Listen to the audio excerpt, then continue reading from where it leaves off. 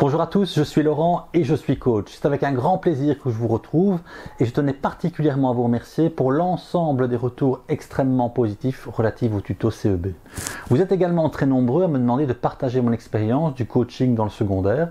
Eh bien, c'est fait.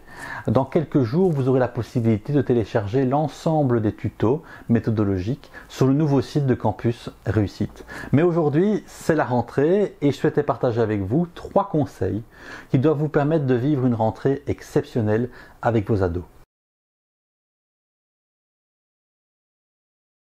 Premier conseil, moi je vous invite véritablement à vivre cette rentrée comme une rencontre. C'est une rentrée. C'est une rencontre avec de nouveaux enseignants, avec de nouvelles matières, avec de nouvelles approches pédagogiques, avec également de nouvelles habitudes, avec de nouveaux condisciples de classe. Et si vous percevez, si vous vivez la rencontre pleinement, vous allez prendre du plaisir, vous allez vous enthousiasmer, vous allez retrouver cette passion pour, je dirais, l'univers scolaire. Moi, je vous invite vivement à utiliser une technique très simple qui est le storytelling. Le storytelling, c'est une technique de coaching qui consiste à illustrer ses propos par de petites histoires. Eh bien, racontez vos histoires, racontez vos souvenirs d'adolescence, ces rentrées exceptionnelles, ces enseignants qui vous ont façonné, ces matières qui ont éveillé chez vous une passion, un goût particulier, ces blagues que vous avez réalisées en classe, ces rencontres avec des condisciples de classe qui sont peut-être restés vos meilleurs amis aujourd'hui. Faites vivre en quelque sorte la rencontre, faites vivre l'école à travers vos souvenirs. Et je vous assure que vous allez retrouver une passion insoupçonnée. Deuxième conseil que je vous souhaiterais partager avec vous, c'est d'établir dès le début de l'année un rituel. Un rituel de travail, c'est-à-dire un cadre avec des règles partagées, des règles suivies mais concertées avec le jeune. Donc il y a des règles finalement à suivre avant de se rendre à l'école et puis des règles après l'école.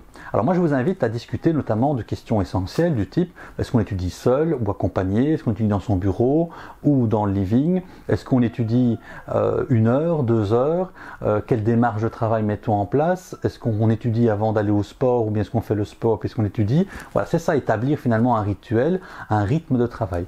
Moi j'ai quelques conseils très simples à vous donner. Quand on rentre à la maison, c'est de goûter, se détendre, essayer d'étudier sans le GSM dans la mesure du possible et puis alors de commencer par ouvrir le journal de classe et de respecter le planning du journal de classe. Relire tous les jours les cours, c'est-à-dire souligner les titres, numéroter, être capable de réexpliquer la matière. Ça signifie également aller chercher dans le dictionnaire les mots de vocabulaire compliqués, etc. Ensuite, commencer à mémoriser, à rafraîchir les connaissances, les apprentissages, en sachant qu'il y a 2 moments clés dans la semaine, souvent le mercredi et le week-end, qui vous permettent de baliser, de tracer le chemin. Donc si vous ritualisez le travail, si vous balisez en quelque sorte le temps, eh bien vous allez pouvoir vivre une année beaucoup plus apaisante.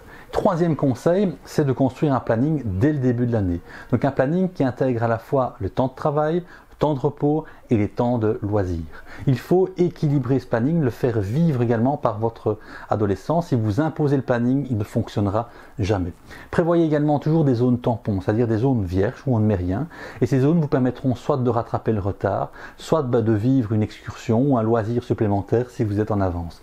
Mais on me dit souvent le planning ne sert à rien, on ne parvient pas à le suivre. Il est inutile quand on ne maintient pas évidemment d'équilibre dans ce planning. Voilà 3 conseils qui doivent vous permettre vraiment de vivre une rentrée apaisante et exceptionnelle d'une certaine manière. Moi je vous donnerai un dernier conseil avant de vous quitter.